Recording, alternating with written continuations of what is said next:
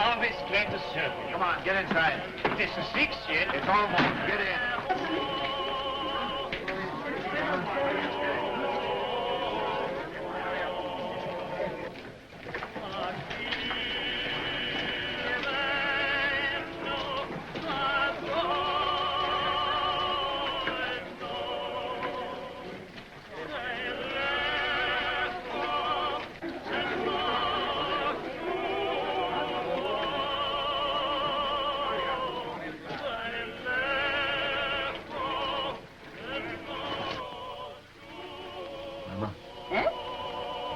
Locking up time.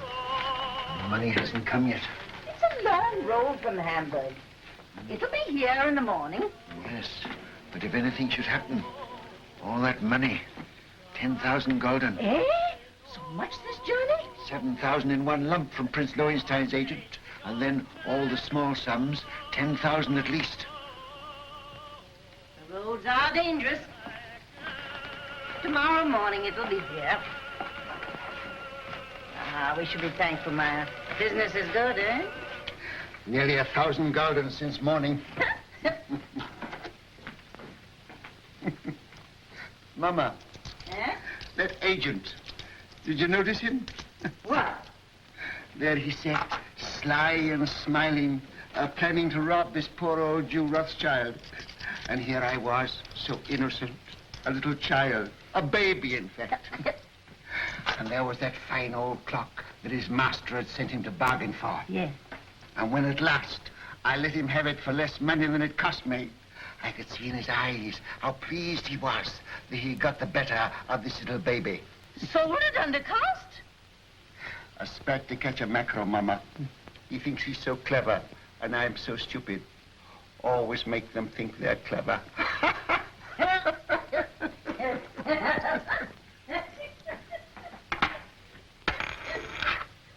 Mama! Eh? I've been robbed. Maya! Bad. A whole gulden. A dead loss. Bad. Are you sure? Sometimes they're only cracked. You're right, Maya. Who gave it you? Could it be that? That agent. And I gave him some wine, too. Some of the good wine. Shh, Maya. He'll come again. Yes. He'll come again. And then, Mama, I catch my mackerel. Well, no one can ever say you don't deal fairly with your customers, Maya. It pays in the end, Mama. Now finish your accounts and I'll lay the supper.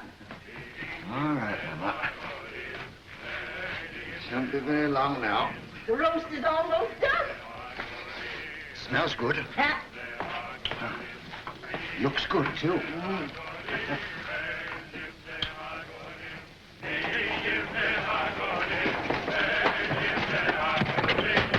Mama, quick, it's making. Mama, the tax collector. Oh. Papa, the tax collector. He's down the street. Shut the door. The tax collector, boys.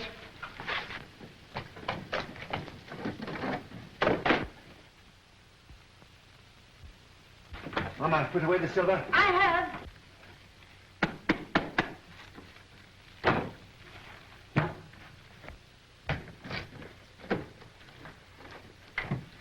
Don't forget my account book. Oh, run away. What do you know about it? Everything that's in one tax collector goes.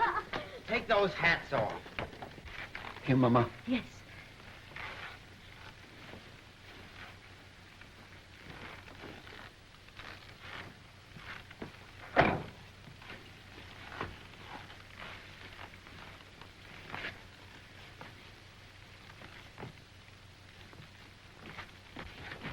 Hurry up, Carl. Come up, James. Over the fireplace. Remember, no deal for the last 5 days. Understand? Yeah, Father. Are you hungry? Not so very. Then look hungry. Look hungry. Ansel Solomon, you remain below. Mama, hide the roast.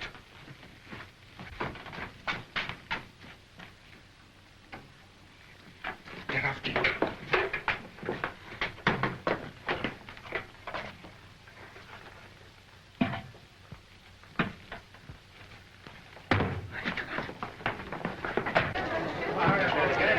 Big Rothschild next.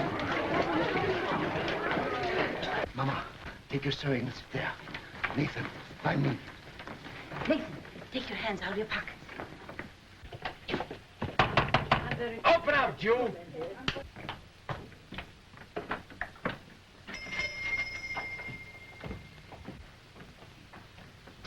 Who is it, Nathan? Now then, Rothschild, Why, it's my good friend, the tax collector. bring out your account book. Certainly, sir.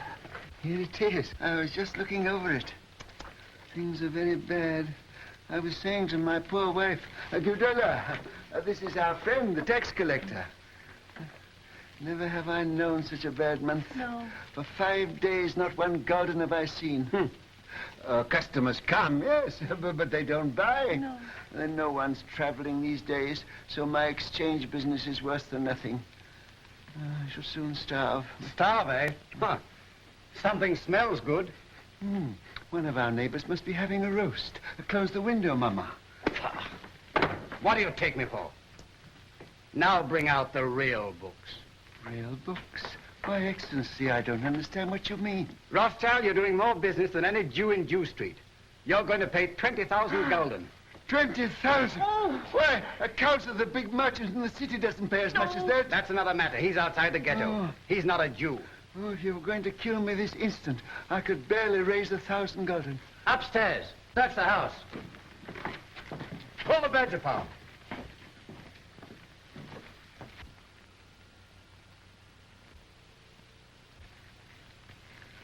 Well, I might perhaps raise 2,000 gulden.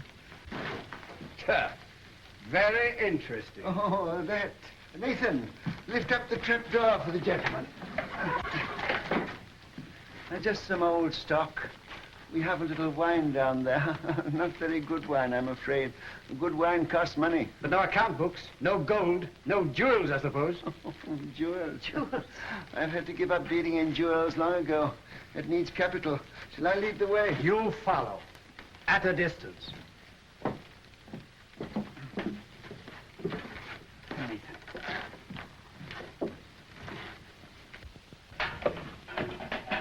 Stand up, Jew boys.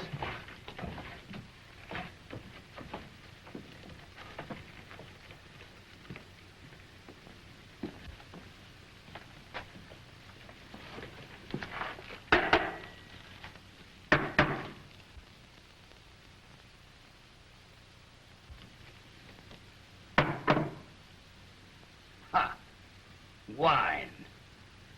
Fill up a cup. But that's green, Excellency. Do as I say. Oh, it had wine in it after all, eh?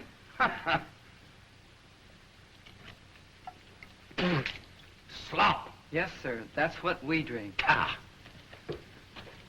But there's some here that Father keeps for his special customers. Won't Your Excellency try it?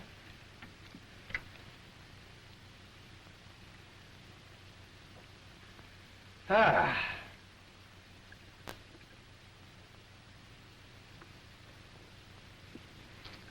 Ha. You old fox. It's good. Your Excellency does us honor. Rothschild, apparently you've been telling me the truth. So do you know what I'm going to do? No, Excellency. I'm going to charge you 20,000 gulden just the same. But I can't do it. There's not that much money in the whole ghetto. Rothschild, you'd like to pay only 2,000 gulden again, wouldn't you? Yes, Excellency.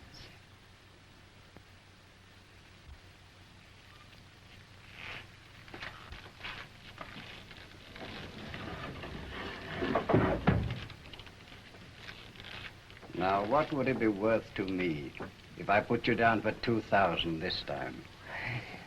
A very handsome present for Your Excellency. Say, 1,000 gulden. Talk sense, Rothschild. I want 10,000. Would you leave me and my family penniless? With a great deal of pleasure. Come now. Well, perhaps 3,000 gulden, but that's the limit, the actual limit. I'll take 6,000. Oh, I will. We'll make it 5,000. All right. Have it ready tomorrow. I'll call. And if any of you breathe a word, I'll have your house burned to the ground.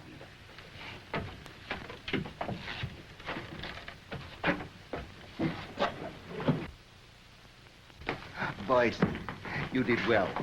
Nathan, you're a smart lad. That wine, Mama, you should have seen him. And after all, a 5,000 gulden isn't as bad as it might have been. No. But it is bad to have to pay away 5,000 gulden. Not as bad as having to pay away 20,000, Father. 6 o'clock, all Jews inside. Can't wait all night.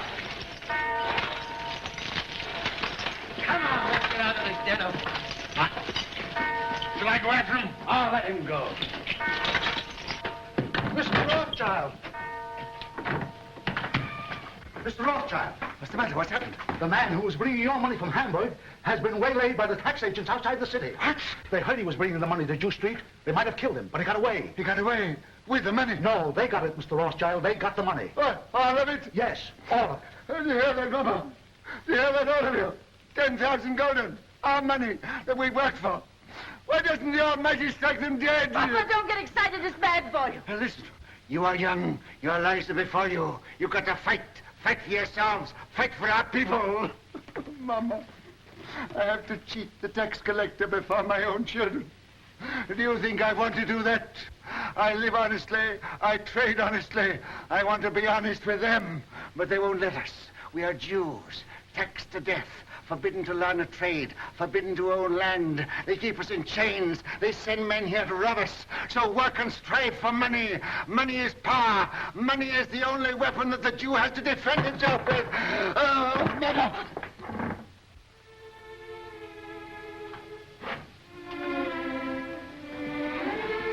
Come, he wants to speak with you. All of you.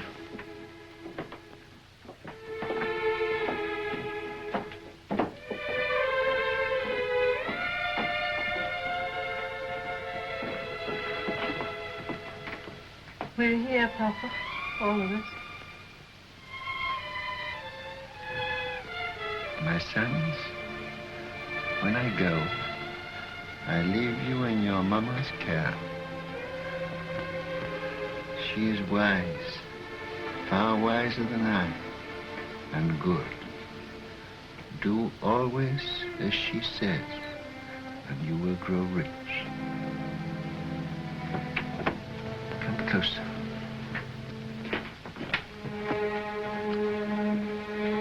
Much money is lost through sending gold by coach from one country to another. In times of war, it is seized by the enemy. In times of peace, by thieves. You are 5 brothers. I want you each to start a banking business in a different country.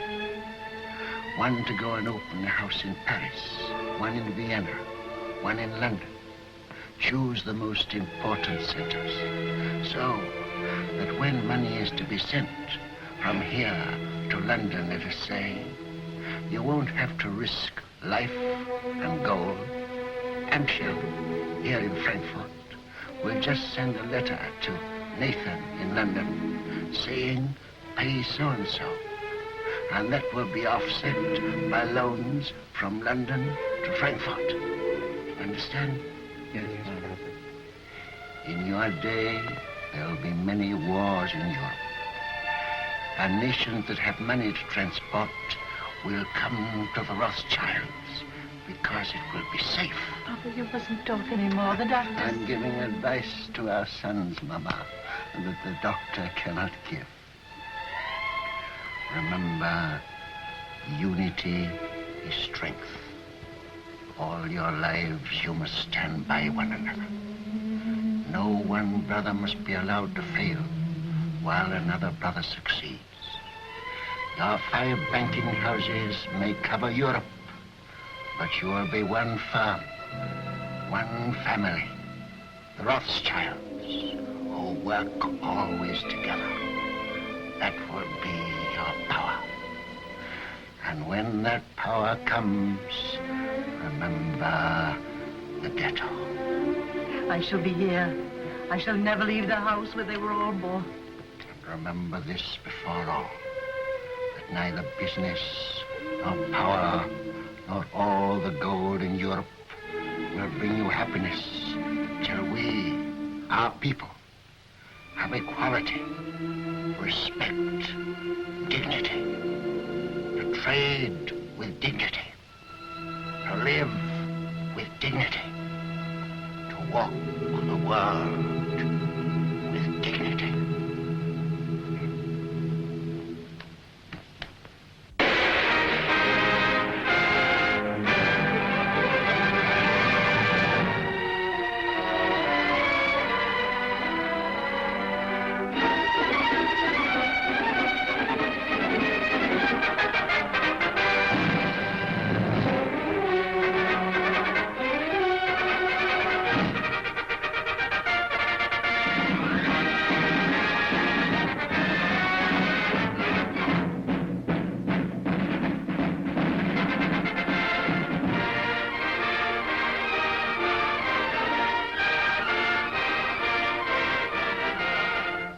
If Napoleon is to be beaten in the East, we must have 15 million florins immediately, and more later.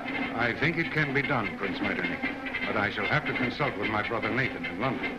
Come, Solomon, can't you decide now? Your Highness is aware that the Rothschilds work as a family, and we have made Nathan our head.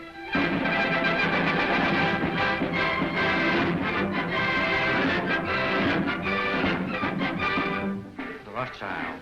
There can be no peace in Europe as long as Napoleon controls Italy. 16 million ducats as soon as possible.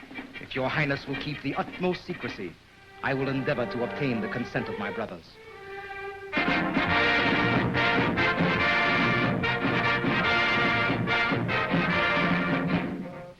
You must realize, Monsieur de Talleyrand, how difficult it is for the Paris House of Rothschild to help the Allies against Napoleon.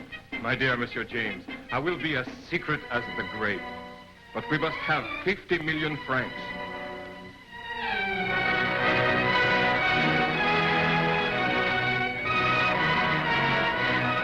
Your visit honors our house, Count Ladras. Quite aware of that Ansel Rothschild. I wish no one to hear of it. Only necessity brings me here. The armies of Napoleon are already in Prussia. We've got to have 5 million gulden. Drive them out. I will consult my brother. That's nonsense. It is an unbreakable rule, Your Excellency. The House of Rothschild never participates in a deal of this importance without the approval of all the partners. When that is impossible, my brother Nathan in London is permitted to make a decision.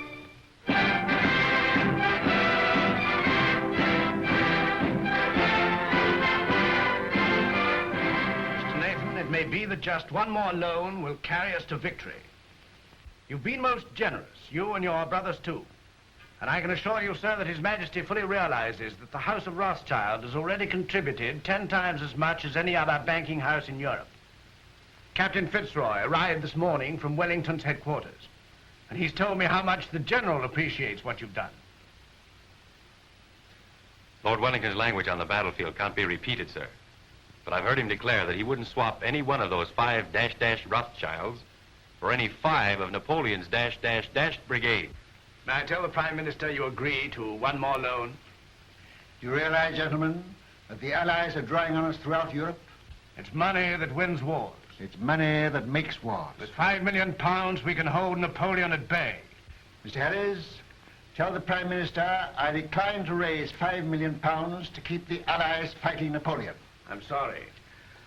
But you can tell Lord Wellington that the 5 Rothschilds will let him have 10 million if he'll guarantee to smash Napoleon.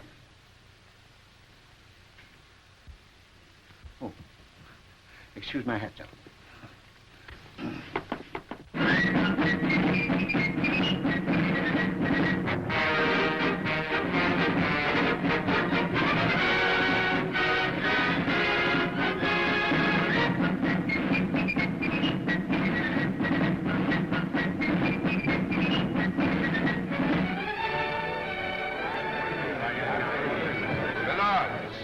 Gentlemen, once more England is indebted to her greatest soldier.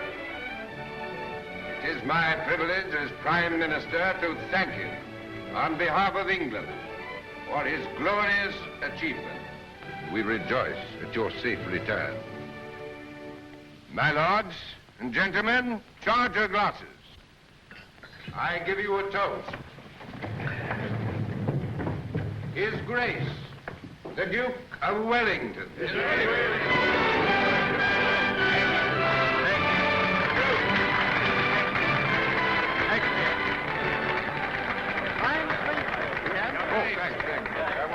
Well, that's over. Empty. Who's got some snuff here? Yeah. England, your greatest soldier. Yeah, that's all right. May I shake your hands, Your Grace? Thank you. Here it is. Why wasn't Rothschild here? There was some feeling. Wasn't he asked? Well, no, Your Grace. Some of these people... Wasn't the man who paid for these dash wars important enough? It wasn't a question of importance. It Well, was... if he can't come here, I suppose we can still go there. If Fitz. Yes, sir. Just as soon as I can get away, we're going to call on Nathan Rothschild. He ought to have been here. Dash light, I call it. More snuff. You know where the old boy lives? Very well indeed, sir. Oh, you young blackguard. I'd forgotten about that daughter of his. Devil.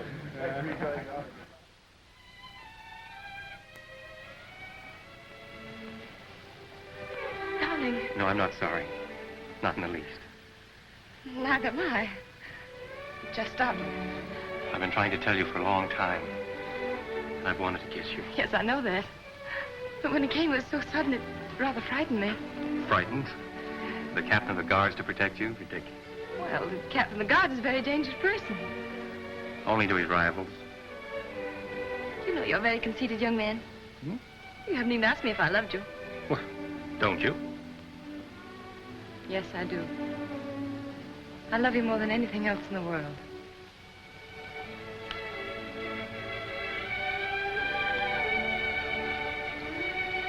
And then tonight, after I tuck the Duke into bed, I'll call on your father. My speech to him is all ready. I've rehearsed it not less than 1,000 times. To trees at night, to guns, even to horses. I haven't gotten a refusal yet. I'm afraid it's not as simple as that. Some of those horses were pretty difficult customers. It's no use, darling. You're just dodging the real reason. You're being sweet and thoughtful again. But you're not making me forget that you're a Gentile and I'm a Jewess. Think of the shock to our families. This is no longer a family matter. Spitz and Julie.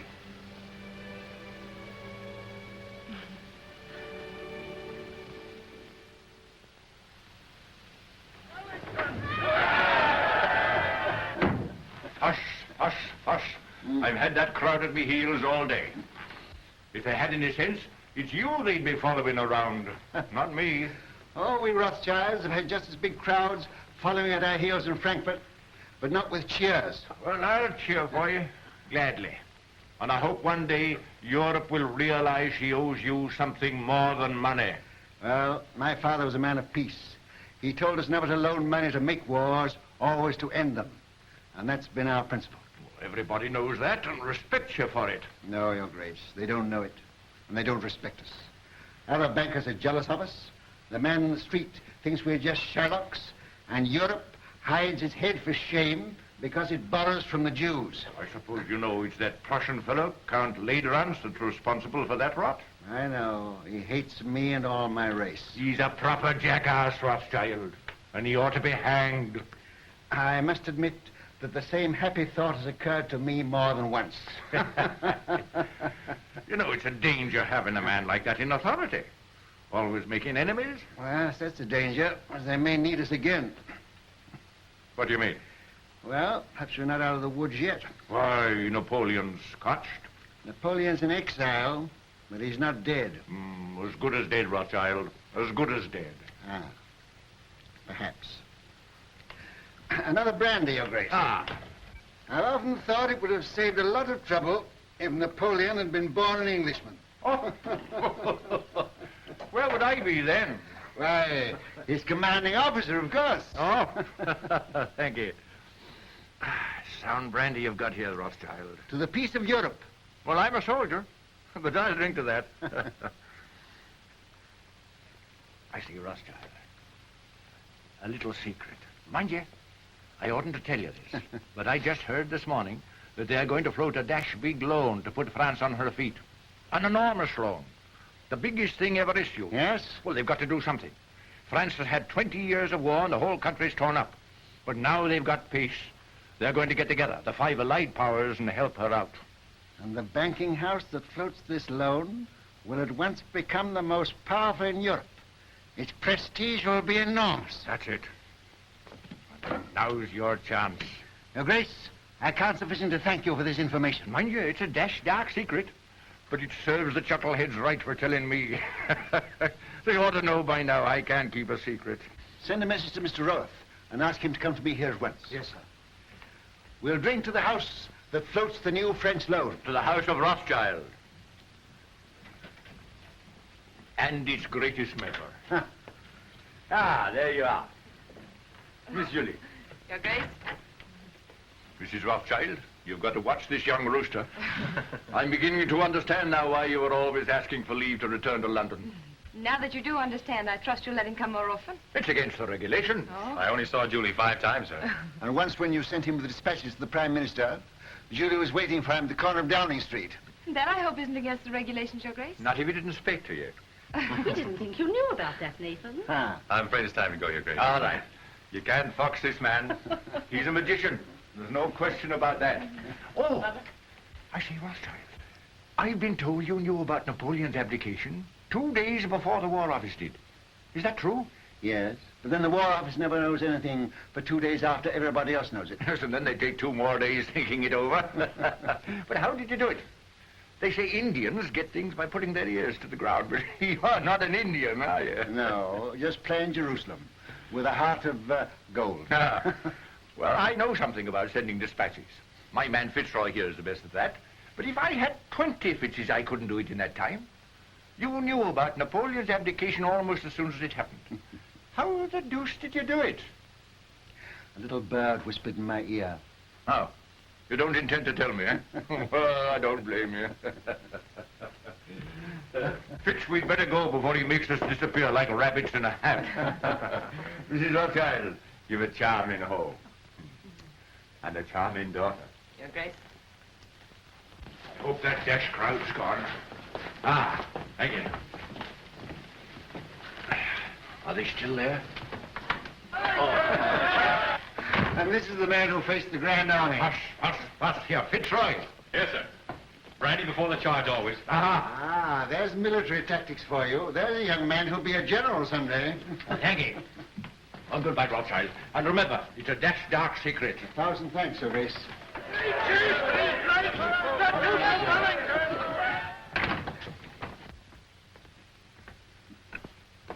There he goes, longing for the peace and the quiet of the battlefield.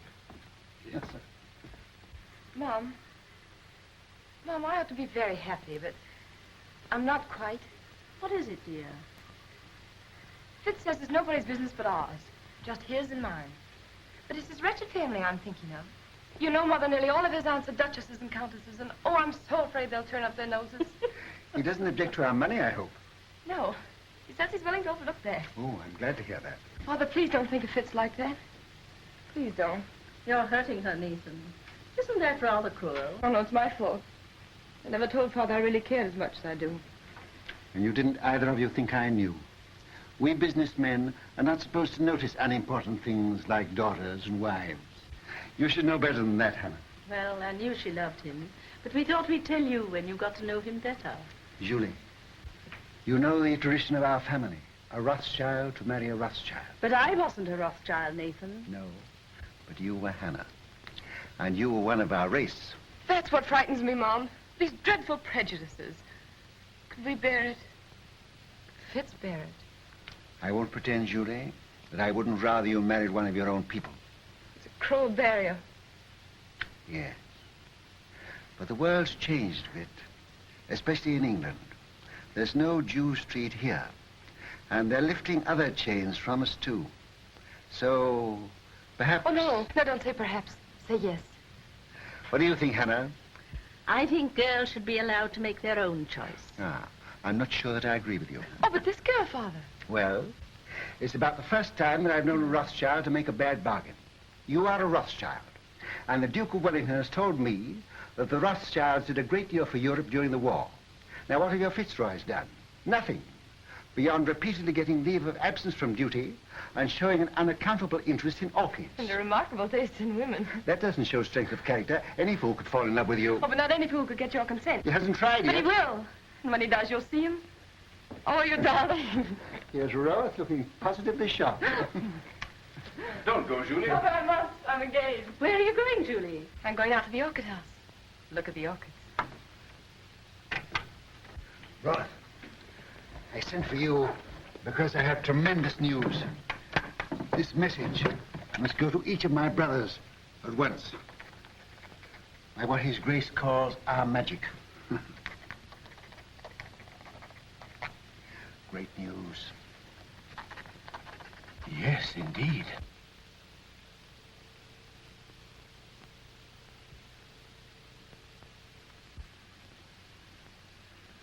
Let me have the earliest possible dates on which all private loans can be recalled. Give instructions to grant no more private loans until further notice. I must know at once the exact extent of our available capital. The most important deal the House of Rothschild has ever attempted.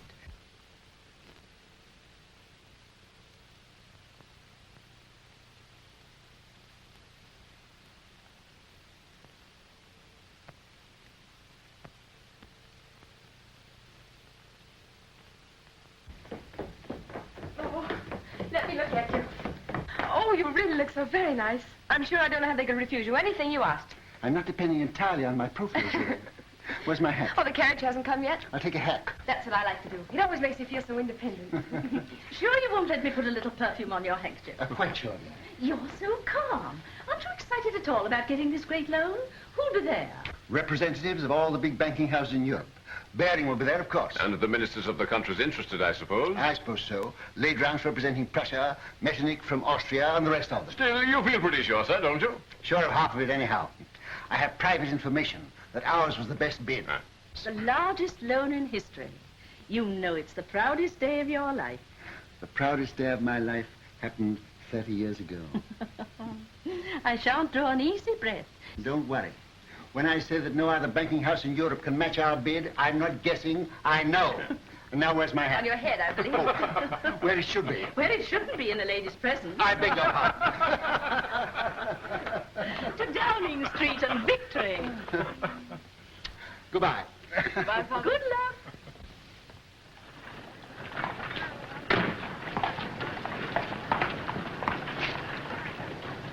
Thank you, sir. But, Mr. Rothschild, even your daughter, Miss Julie, pays me more than this, sir. Miss Julie has a very rich father. I haven't.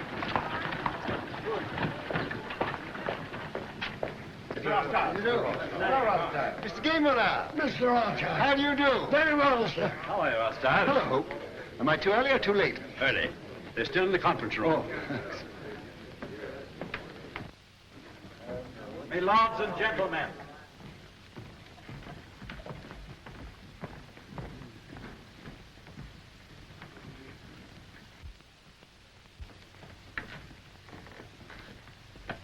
Your hat. Oh. Thank you, Mr. Baring. The meeting is called to order. Gentlemen, bids for a French loan for 450 million francs have been received and recorded. Offers to take all or a part of the issue of bonds, the greatest single issue in the history of European finance, were received from the following banking houses. J. Lafitte and Company, Paris. Gay Moulin, Vienna. Hope, London. Bertrand de Lis, Madrid. Baring and Company, London.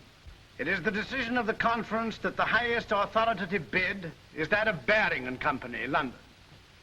They will be awarded 3/4 of the issue at 71.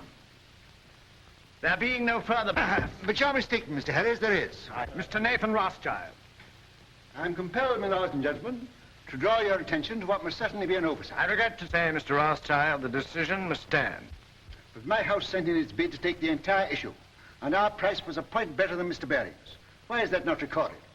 Perhaps Count Ladrance would like to explain the situation to Mr. Rothschild.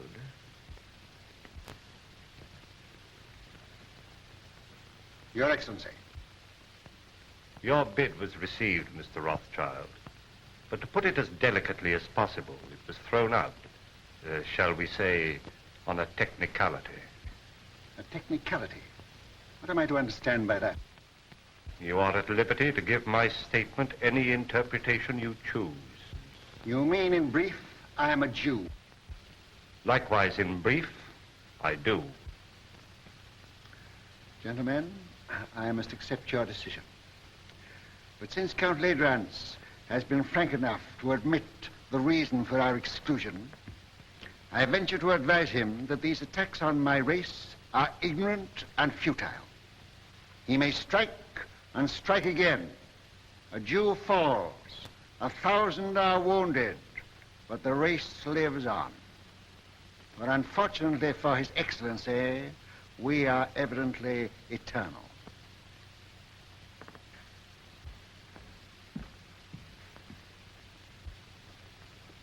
Mr. Harris, you say that Bearings take 3/4 of the loan.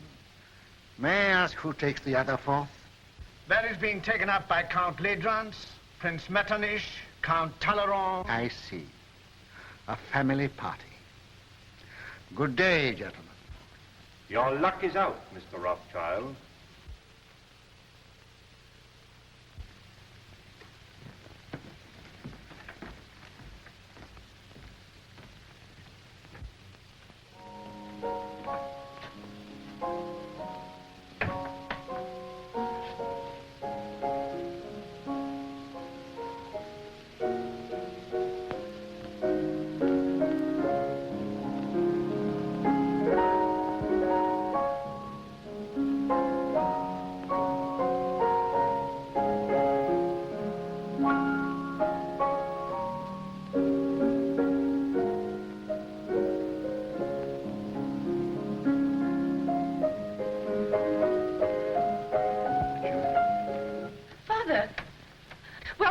news? How stands the house of Rothschild?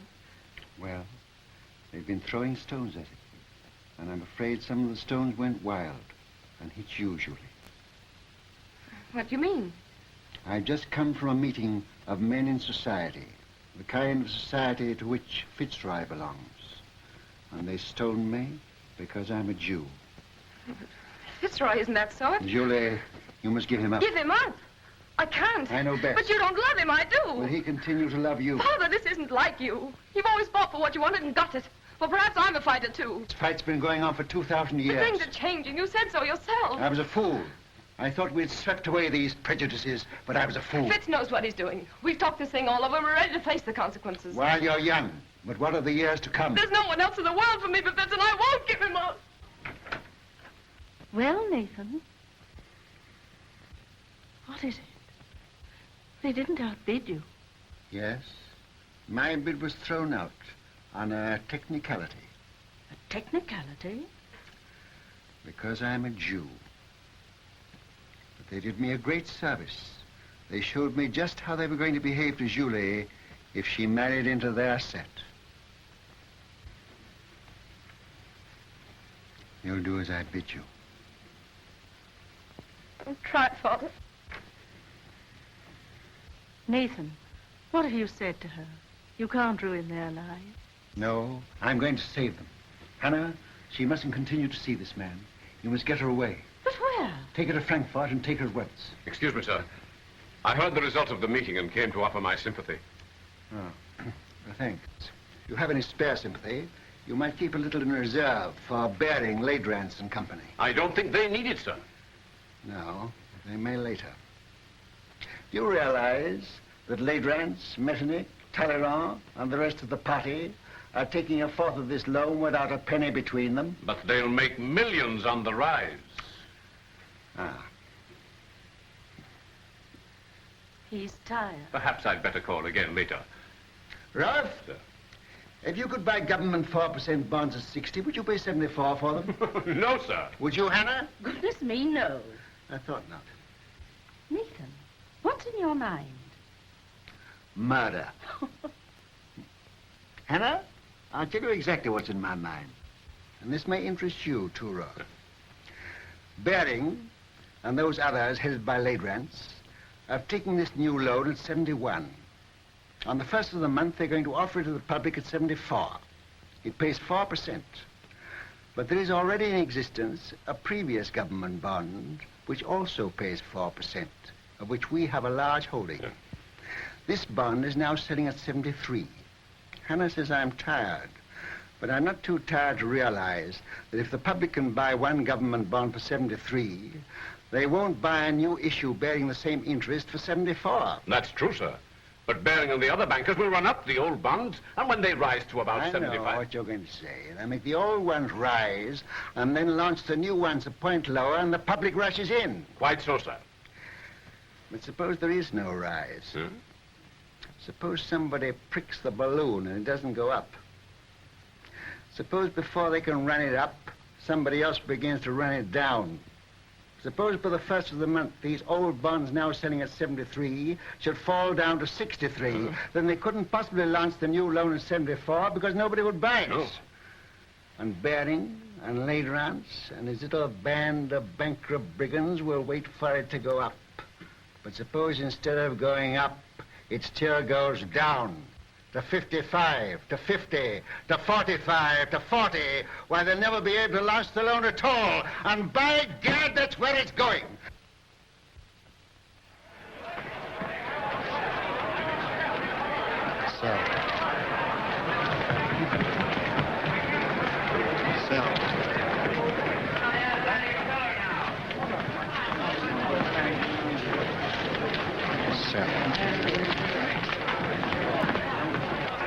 Look at Rothschild. You'd think he was selling apples instead of government bonds.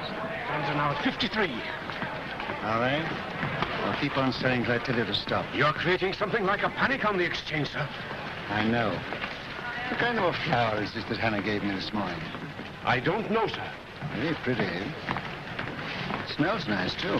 Mr. Rothschild, do you know what you're doing to the market? What have you heard? My dear fellow, I don't hear things. I just imagine them. You know what kind of a flower this is? No. 52! 52! That means I'm down about 25 million francs. And you the same, Legrand. Can't something be done to stop him, Baring? You're the biggest banker in England. Are we all to be ruined by the gymnastics of a dirty Shylock?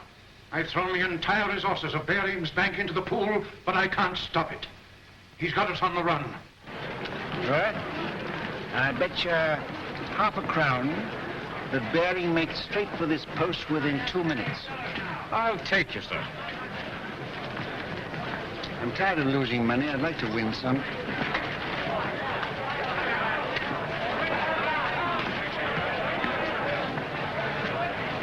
You're a magician, sir. Here he is. Mr. Rothschild, I don't have to tell you this is nothing less than slaughter. You know my position. I'm responsible for this new issue at 71, and you're making it impossible for me to put it on the market. We are both bankers. You knew I ought to have had a share of this loan. Why did you shut me out? Certain pressure was brought to bear on me. Ha! Ladrans. Well, yes. Then let Ladrans speak for himself. All right, Mr. Baring. I'll come. I'll follow you.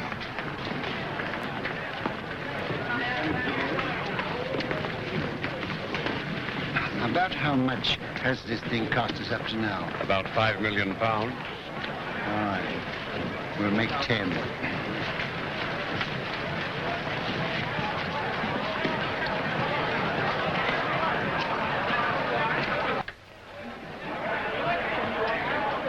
I hope I haven't kept you waiting, gentlemen, because I know you must all be very busy.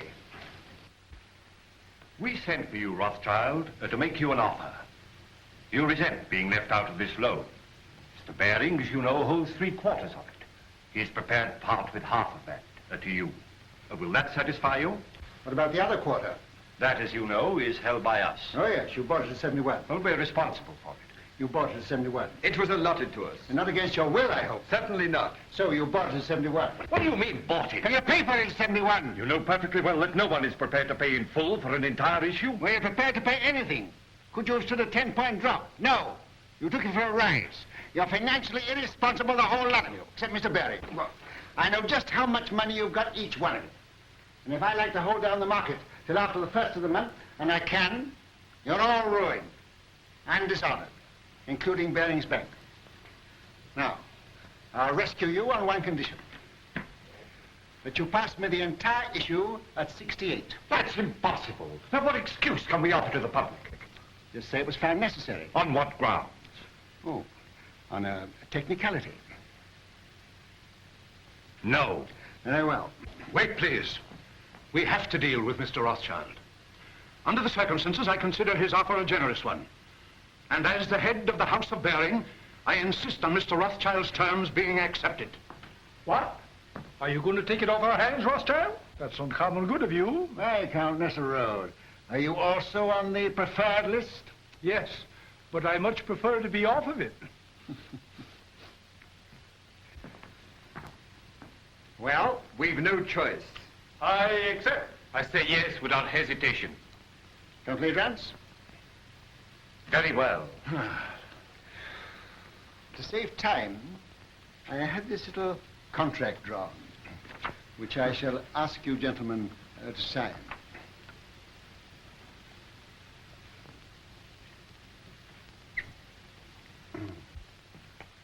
You seem to have been very sure of yourself. I was. Quite. Will you sign first?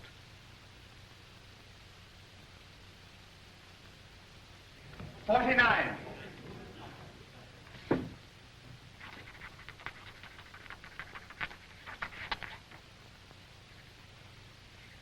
You won your fight with me, Jew. But remember, victory may be bought too dearly.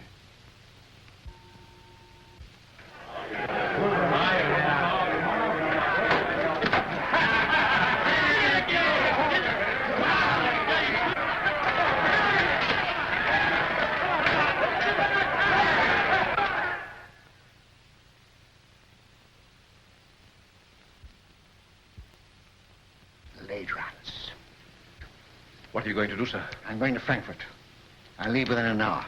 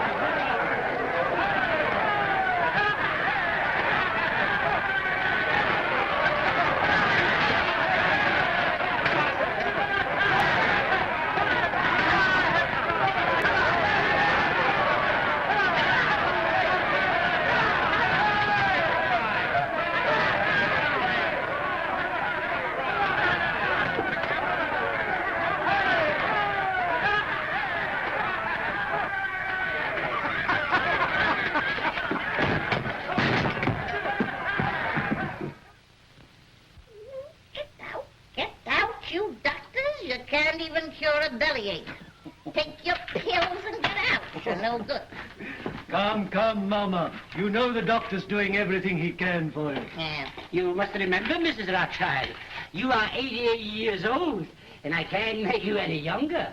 I'm not asking you to make me any younger. I'm asking you to make me older. She's better. She's insulting people. There's nothing the matter with her. Just nerves. Nerves! Do you think I'm afraid of that rabble? I've had 88 years of this, and I'm not dead yet. But we want you to come away with us for a few months. You're not safe here. I was born here, and I'll die here. And that won't be soon, either. I'll live a dozen years yet.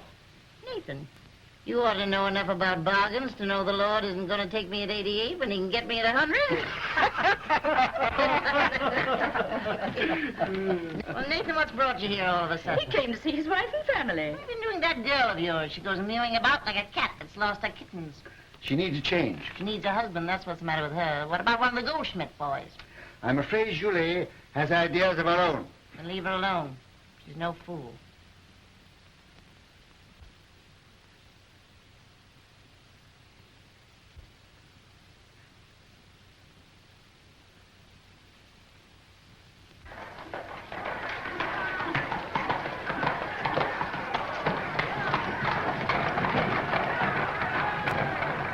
Can you tell me which is the Rothschild house? Yeah.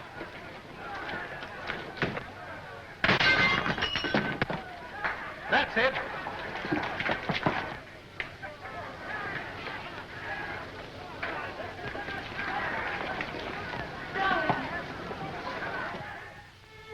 What's the use of our pretending? I don't pretend to Father. He knows exactly how I feel. But you see, darling, he's determined, too. But you know we can't give each other up. Sending you away from me only makes matters worse. Did you tell him you'd give me up? I told him I'd try. I don't seem to be trying very hard, do I?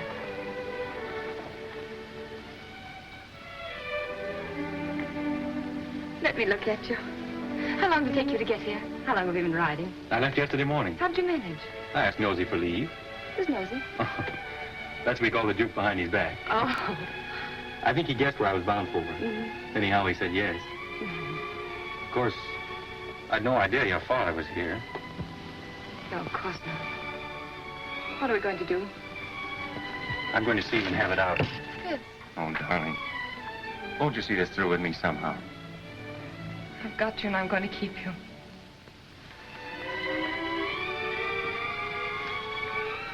Then will you be very brave? A soldier. And wear this ring. Oh, yes. It's one of those family things. My mother wore it. Oh, it's lovely. What's the meaning of this? Father, Fitz has only just arrived. I saw him and brought him in here. Does your mother know? No. No, nobody knows but us. Why are you here? You knew my wishes? I came here for the same reason you did, sir. I heard there was trouble and Julie was in danger. Go to your mother. I'd rather stay and hear what you have to say to Fitz. Please go, Julie.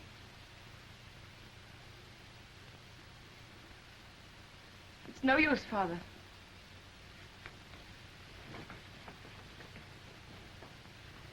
I had a good reason for keeping you and my daughter apart.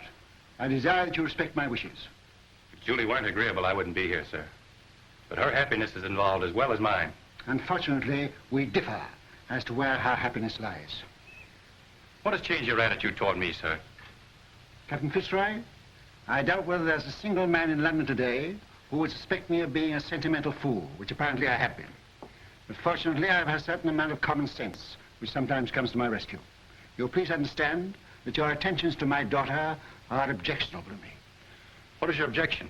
You're not of our race. That's an objection I think you might have raised a great deal earlier, I sir. was a sentimental fool. Walk through this ghetto. Go into the Jewish quarter of any town in Prussia today, and you'll see men lying dead. Julie's people killed by your people for but one crime, that they were Jews. Now do you understand? I'm sorry, sir, but I still love Julie. Julie is a Rothschild, and she'll not marry without her father's consent. Good day.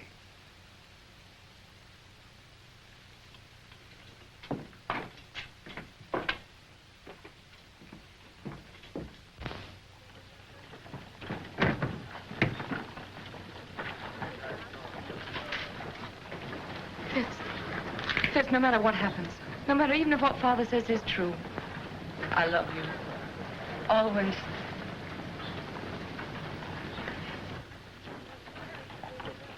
The Jews of Prussia know that this uprising is the direct result of your quarrel with Ladrans, and that has made them bitter against you.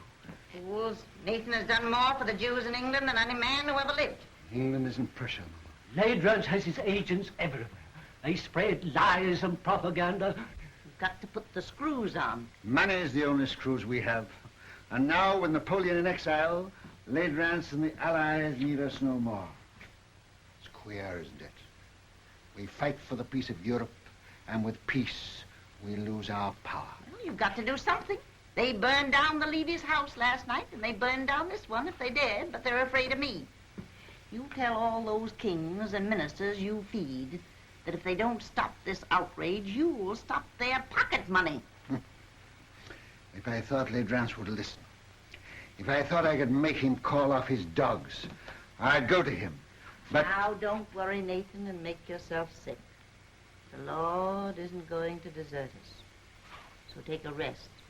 Leave the work to him. If there was only some way you could handle Ladrans.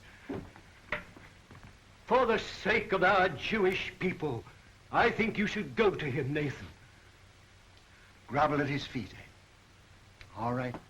If you think so, I'll go. He must have his price, and whatever it is, I'll pay it.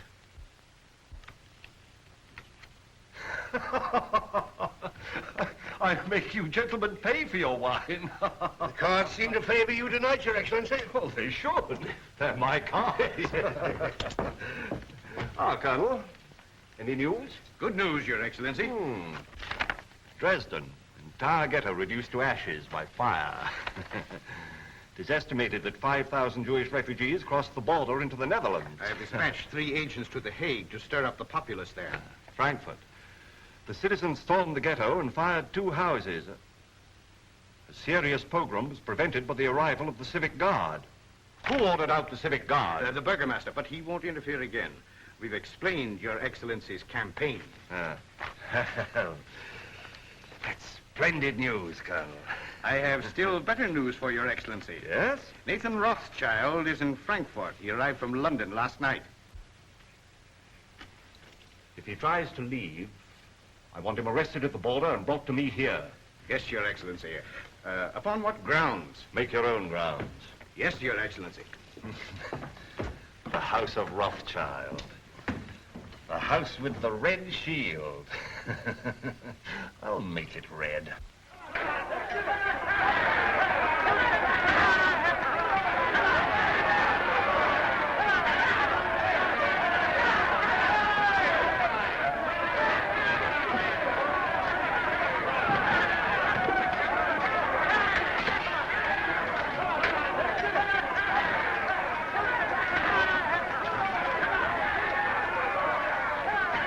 That's him, the one in the heavy coat.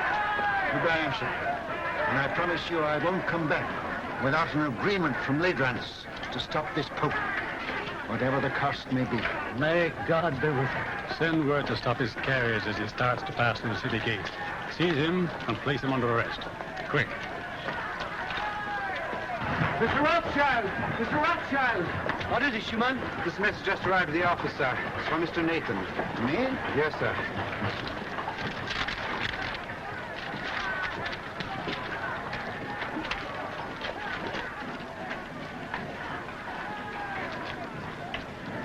What is it?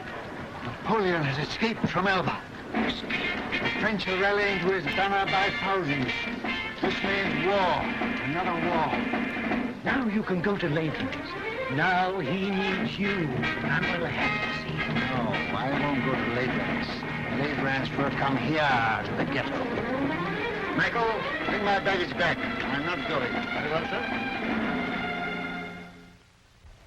Of course, Wellington, I'm Prime Minister, but you're the idol of the people. My dear fella, I'm going to retire quietly to the country, surrounded by me dogs and me books and... Yes? For His Grace. Ah, for me, eh? Will you excuse me? Yes, yes, yes. Oh!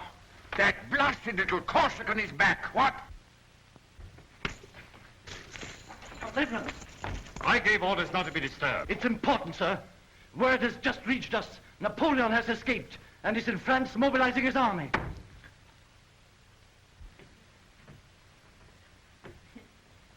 Mama, dear. Yes? My, you're walking just like a young girl. Well, boys?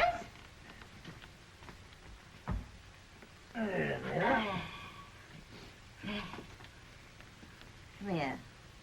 Let's have another look at you. Well, you're all growing up, aren't you? Nathan, I think you're getting fat. I'm proud of you. All of you. Your father would have been 92 today. Ours is the richest banking house in Europe, and we're still being kicked. It looks as though we haven't played our cards very well, doesn't it? Perhaps we haven't. I'm not criticizing. I think we're open to criticism, Mama. And that's what has brought us all together here today. Oh, is it? I thought you came here to see me. It seems it takes a war and a Jewish pogrom to get us all together nowadays. Now, that's not fair, Mama. You know we Well, always don't come. let's waste time in compliments. What have you come for? James. Nathan, you run the English house, and so you have the sea between you and trouble. But we, Carl and Solomon and Amschel and I, are here in the furnace. I know. And with Napoleon on the map again, our position is intolerable. Napoleon will be in Paris in a week, with the whole army rallying to his banner and deserting Louis.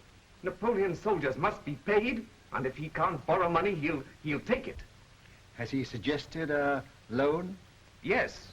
He sent for me as head of the Paris house. I went to see him in Lyon, and he made a definite proposal. Now listen, Nathan, before you give an opinion. We've issued 450 million francs worth of bonds for a government which started packing at the first blast of a bugle. Napoleon guarantees the payment of these bonds down to the last centime, and on future loans he agrees to double the interest offered by his enemies. What have the Allies to offer us? From the simple standpoint of business, we shouldn't hesitate a day longer. A refusal to support Napoleon means not only the probable loss of a murderous sum, but James's Paris business, my Naples business, will be wiped out like that. And Amschel's and Solomon's are in great danger. It's no longer a question with me.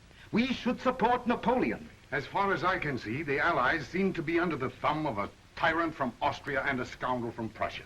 Metternich and Leidrans. Mama has said we are still being kicked, and she's right. For a quarter of a century we have stood with the Allies, and apart from what we've got out of it personally, houses, fine clothes, carriages, as Jews, we are just where we started, in the Jew street, waiting for the change to be put up. I agree with the others. We've got to transfer our support to Napoleon and start over again with him.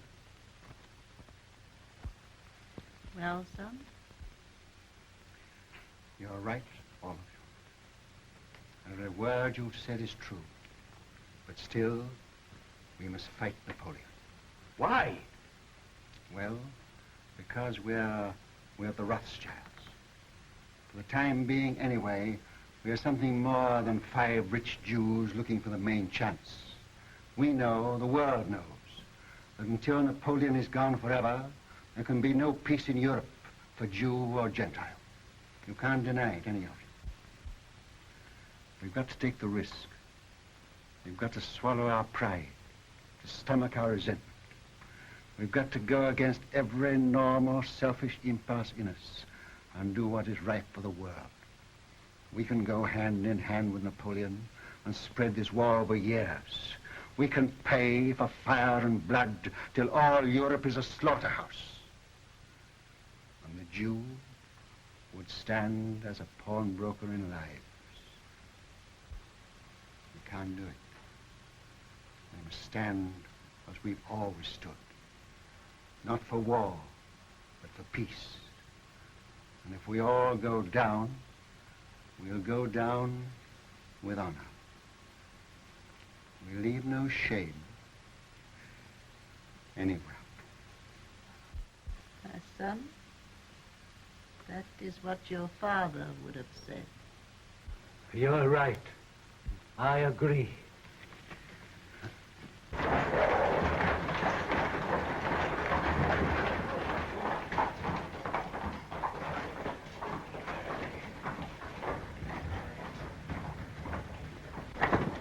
The house with the red shield, Your Excellency.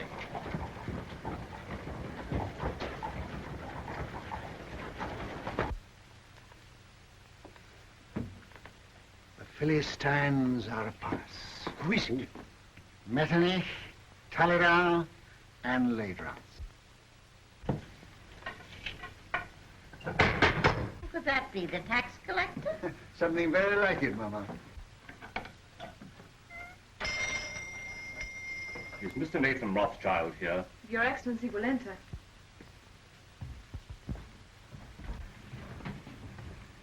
Lords, this is a great pleasure.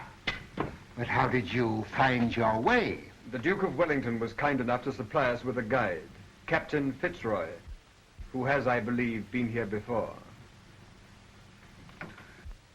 Won't you come in?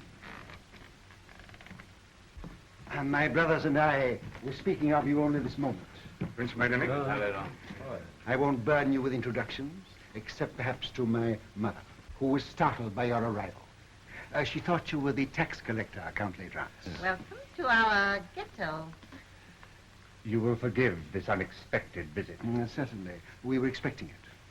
Then we may assume you know precisely why we are here. Not the precise amount, but approximately. May I congratulate you on your brilliant son, Madame Rothschild? Yes, I'm told I'm the mother of half the loans in Europe. I am here at the request of the Duke of Wellington and the Allied governments. In that case, my brothers, too, are interested. Won't you sit down? We will not intrude very long. Well, you're chained in at 6. Speaking for myself, I admit that I come as a penitent.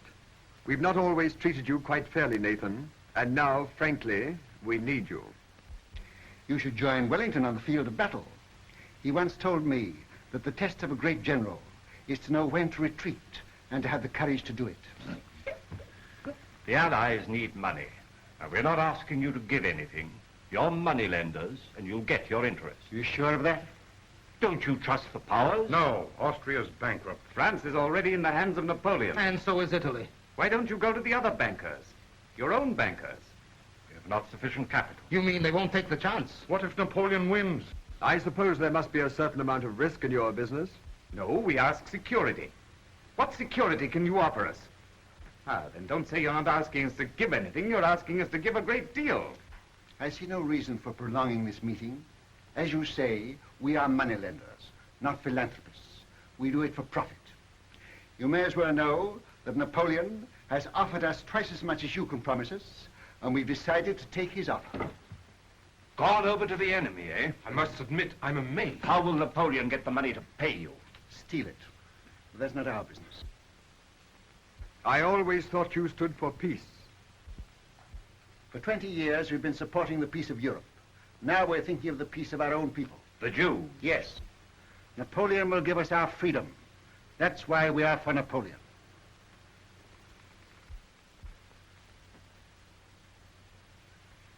Is that your only reason for deserting the Allies? I resent being cross-questioned by you, Count Ledrans. I think His Excellency was about to make a proposition. Oh. Well, if we gave you all the freedom that Napoleon could give you, would you then be willing to sacrifice the financial advantage of his offer? Count Ledrans, we are moneylenders. Come, Nathan, after all these years... What do you offer? What do you want? Brothers, may I speak for you? Yes, of course. We require an agreement, a treaty, signed and guaranteed by your governments, giving to our people absolute freedom. In this agreement, they would lose their chains. They would have the right to follow any trade, to own land, to live with respect, and... You remember what our father said, Mama? To walk the world with dignity. I fear we will have to lay that before our respective governments. You are your respective governments, and you know it. The day this agreement is signed, the resources of the House of Rothschild will be at your command, and not before. Very well, we accept.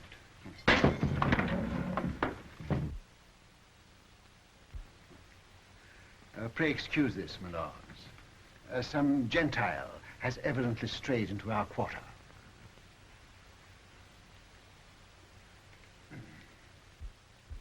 Goodbye, Granny. Goodbye, my precious. Goodbye, dear. Who's got my hat? Oh, here you are, Father. Oh. James. Father, I'll go on out the carriage with Michael. All right, my dear. James, it's of vital importance that we should have first-hand news from the field of battle. Somebody to be close to Wellington's troops. Whom can we trust? In time of war, nobody. What about you? Will you do it? Yes. And I'll get word to you every day. Of every move they make, the instant they make it, and always by the usual method. Oh, Mama? I'll come to the door with you. Oh.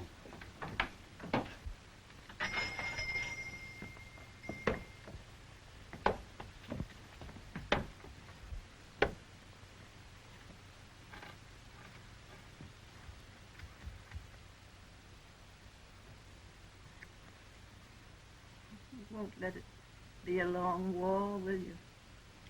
It shall be just as short as our money can make it.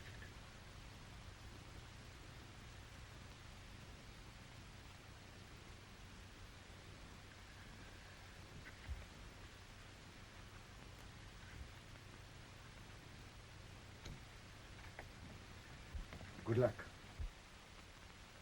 Goodbye, Mama.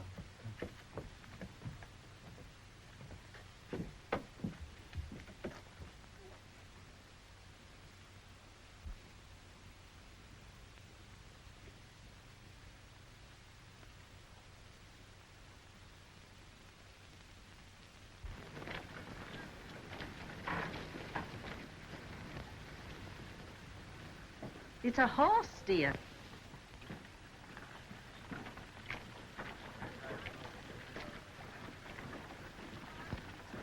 This time I'm here by command of the Duke of Wellington, sir.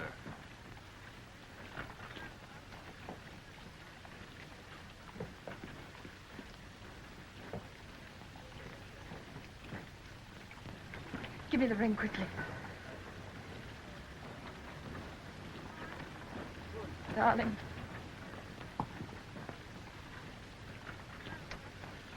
Well, I must say I hope the entire war isn't going to be conducted on this romantic basis.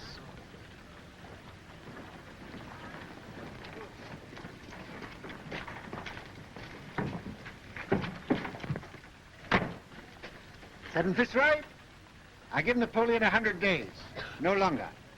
If at the end of that time you're still alive, and you seem to be the type of young man that can't be killed, you can come and talk to me in London. Thank you, sir. I shall count the days.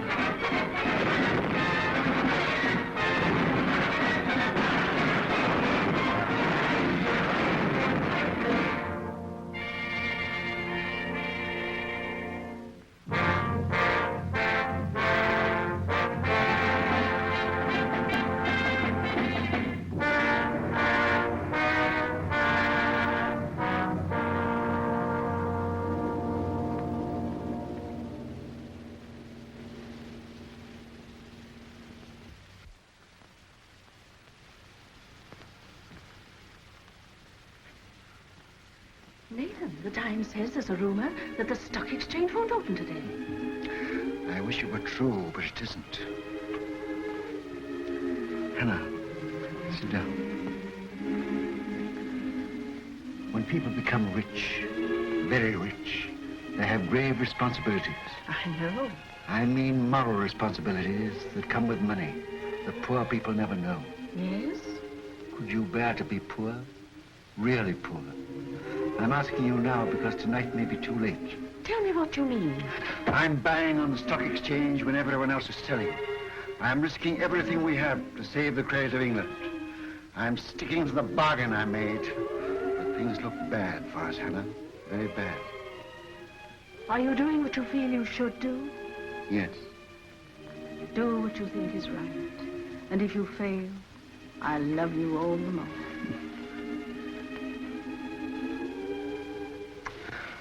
And whatever happens, with your love and your flower in my buttonhole, I'll still be the richest man in the world.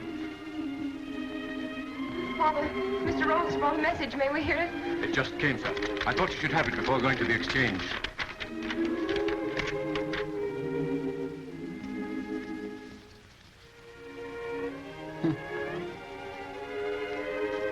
Napoleon has thrown entire Grand Army against Wellington. James. Worse and worse.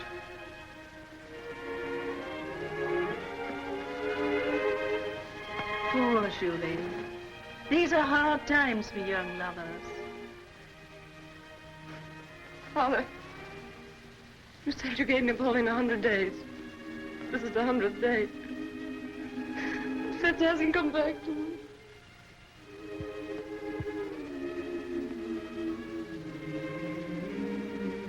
Remember, I'm a magician. My day may be over, but I know there's a message of love and hope on its way for you.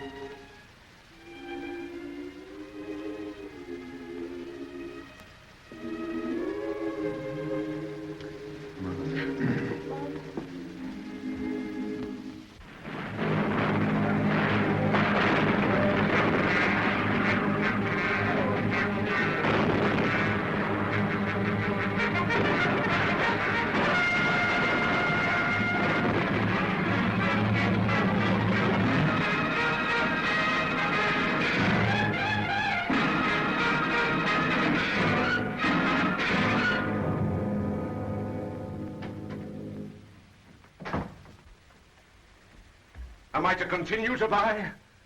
Yes. But it's sheer suicide, sir. Buy. Support the market. But we can't possibly keep it up, sir. How long? It's 2 hours to closing time. Can't hold on for 2 hours. Then stop this insane buying. No. I made a deal with Ladrans and the rest, and I won't go back on my word. Buy till we break. But do you realize, sir, that you're holding more than any man ever held in the history of the stock exchange? We've picked our horse, we'll back it till it drops. But here are messages from your brothers begging you to hold back. You're alone in your judgment. Are you blind? Where will Europe be if England is bankrupt? And if I can't hold the market, England's credit is gone. But no one man can hold a nation's credit single-handed, Mr. Rothschild. One man can try. I'm fighting in the only way I can fight, with money.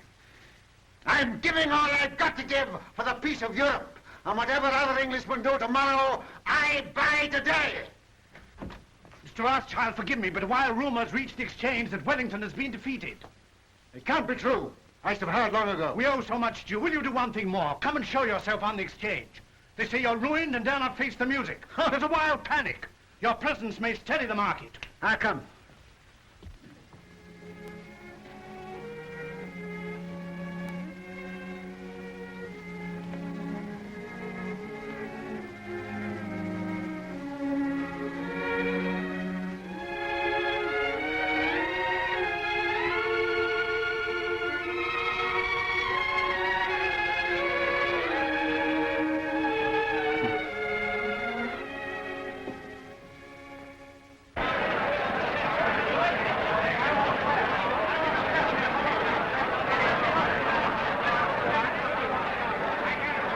Too late, Mr. Rothschild.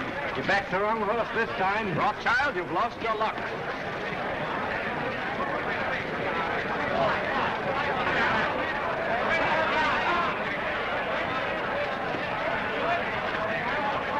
Michael. Buy. Buy. Yes, buy. Have you had any news? What do you think about this rumor? I don't listen to rumors, Mr. Baring. You hear what they say? Wellington defeated. You might tell me what you're going to do. I have no objection to all London knowing what I'm going to do. I'm buying.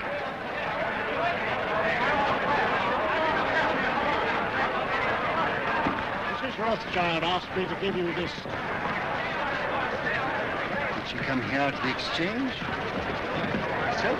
Yes.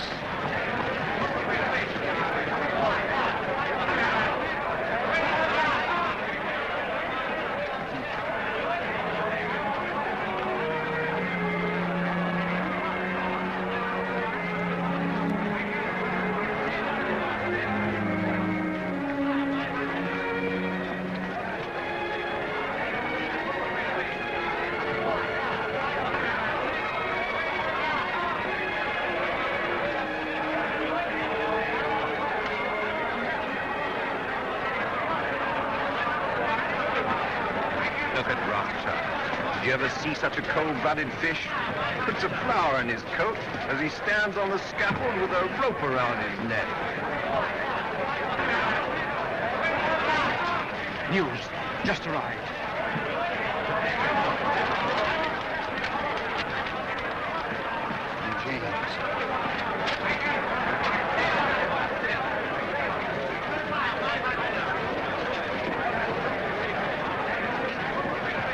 Wellington victorious at Waterloo. Napoleon defeated. The war is over. Gentlemen, listen, listen. I have news from Waterloo.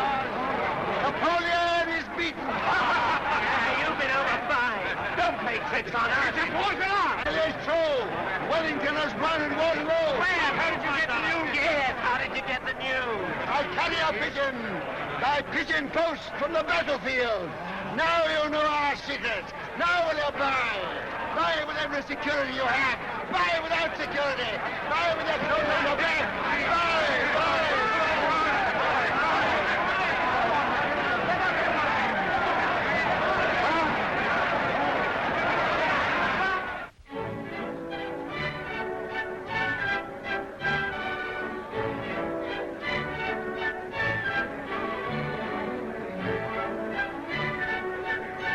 Rothschild, do tell me how it feels to be the richest man in the world. One has to be very clever to make a fortune these days. Perhaps, but far more clever to keep it. Really? Well, I wish you'd tell me how to make money on the stock exchange. What's the recipe? Oh, same as for a cold bath. Quick in and quick out. Excuse me.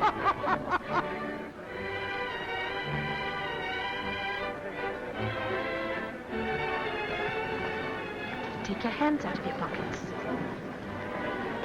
Hannah.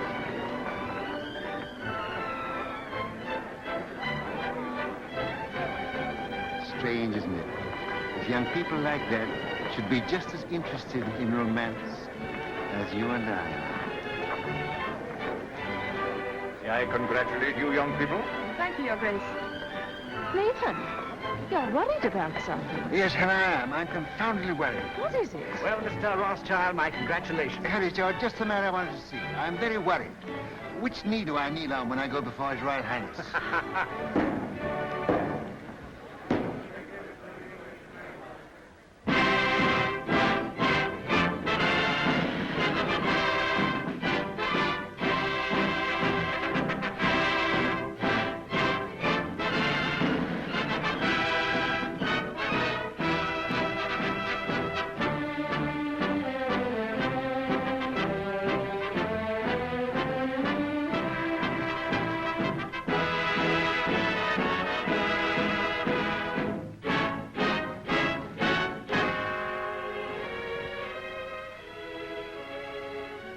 England is deeply grateful to her adopted son, who by his generosity and courage played so large a part in bringing victory and peace to Europe. His loyalty never wavered. His faith in England never faltered. To England, he has brought nothing but honor. And for England, we thank you, Baron Nathan Rothschild.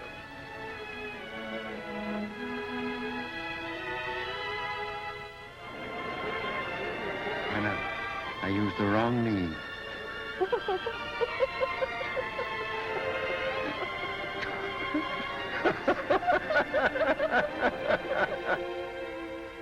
To trade with dignity, to live with dignity, to walk the world with dignity.